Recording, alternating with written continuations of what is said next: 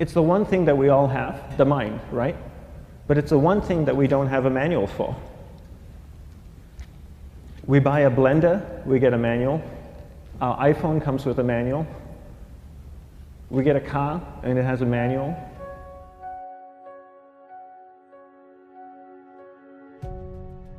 Nobody teaches you how to use the mind. There's no manual for the mind. So this, I think, is one of the most essential things in making progress in our life, is really understanding how our mind works. It's the one thing that we have to live with 24 hours a day, 7 days a week. We have no choice.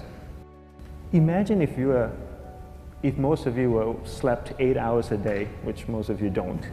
You slept and you were awake 16 hours a day. In the 16 hours you practice your awareness just randomly moving from one thing to another, to another, to another. All day practice being distracted.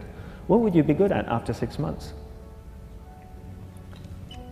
You did the 16 hours a day, you just allow your awareness to jump from one thing to another, to another. I'll tweet right now, I'll switch to text messaging, then I'll go to email. Oh, my phone's ringing, so I'll answer the phone. And then somebody's speaking to me, so I'll have 2 conversations at one time. And I'll just do this 16 hours a day, 7 days a week. So you get it being good at distracted. After 1 year, you're an expert at being distracted. After 1.5 years, they'll invite you to give keynote talks on being distracted. You're so good, you practice 16 hours a day. So the same works for the opposite. If you practice being concentrated 16 hours a day, what would you become good at? You become good at concentrating. And all it takes is practice. By just doing one thing at a time. Keeping your awareness on one thing at a time. And you integrate this into everything that you do in your life. So the best way to do it is pick a few opportunities in your everyday life. For example, we all speak with people. When I speak with somebody, I give them my undivided attention. I keep my awareness on them. And the conversation is really brief. Why? Because we're concentrated. We're not being distracted. A 10-minute conversation normally just takes 3 minutes because you're just so focused. I define concentration as the ability to keep that awareness on one thing for a prolonged period of time. So if I can keep my awareness on Eric and not drift away and think about the wedding, or drift away and think about the vacation, or what I'm going to do later, then I'm concentrating on Eric. Every time it drifts away, I bring it back. And the more I practice this, the more I practice concentration. So concentration is the ability to keep your awareness on one thing for a prolonged period of time.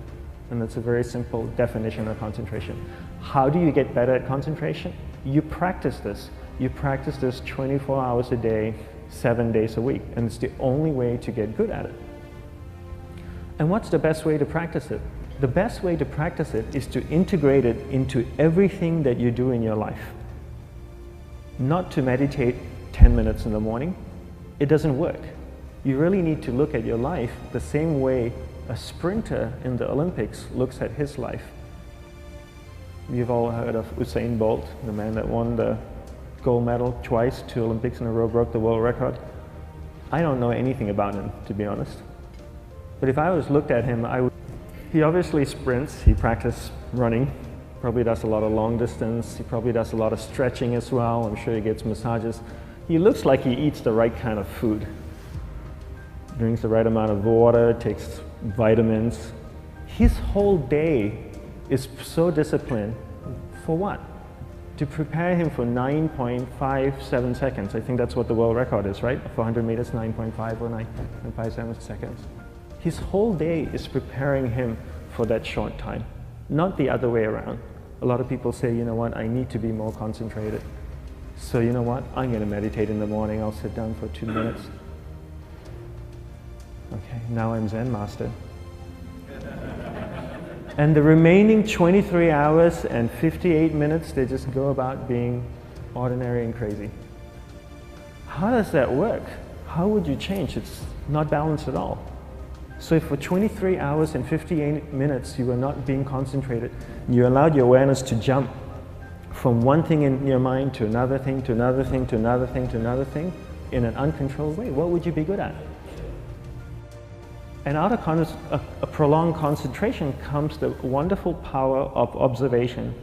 You just become more observant, and when you become more observant, you see solutions quicker and you solve things quicker.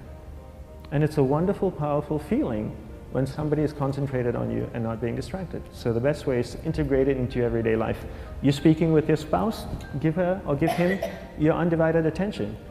So develop your awareness, integrate it into everything that you do in your life. And that's the best way you become good at. The next thing we need to develop is develop your will.